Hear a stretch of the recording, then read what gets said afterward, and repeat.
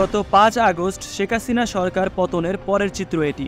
ভিডিওতে দেখা যাচ্ছে একদল সশস্ত্র পুলিশ সদস্য তড়িঘড়ি করে বিমানবন্দরে ঢুকছে।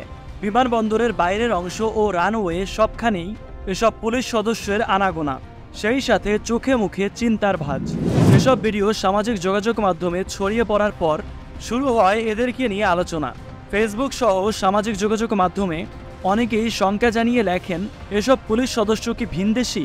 শেখ হাসিনা দেশ ছেড়ে পালানোর পর ওই সকল পুলিশ সদস্যরা নিজেদের জীবন বাঁচাতে বাংলাদেশ ছেড়ে পালিয়ে যায়, এমন কথাও শোনা যায় লোকমুখে। তবে এই ঘটনার বেশ কিছুদিন কেটে গেলেও কোথাও পাওয়া যায়নি এর সত্যতা। জুলাই অভ্যুত্থানের নানা ঘটনার তদন্তে গতকাল ছাত্র জনতার আন্দোলনে আহতদের সঙ্গে দেখা করতে রাজধানীর জাতীয় অর্থোপেডিক হাসপাতাল, পুনর্বাসন কেন্দ্র বা পঙ্গু হাসপাতালে যান আন্তর্জাতিক অপরাধ ট্রাইব্যুনালের তদন্ত সংস্থা ও প্রসিকিউশন টিম। আহতদের সঙ্গে কথা বলে চিফ প্রসিকিউটর জানান, ছাত্র জনতার আন্দোলন দমনে পুলিশের পোশাকে অন্য দেশের নাগরিকরা ছিল। এর প্রাথমিক তথ্য প্রমাণ পেয়েছেন তারা।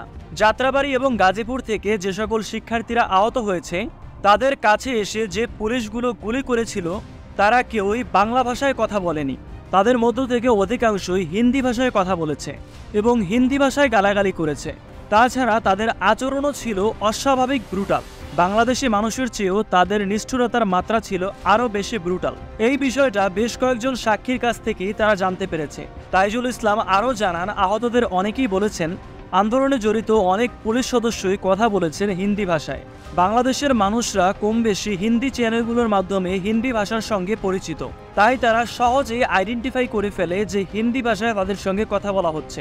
আইনে তারা যে দেশের নাগরিকই হোক, বাংলাদেশের সীমানার মধ্যে এসে যেহেতু ক্রাইম করেছে, এই আদালতে তাদের বিচার করার ক্ষমতা রয়েছে।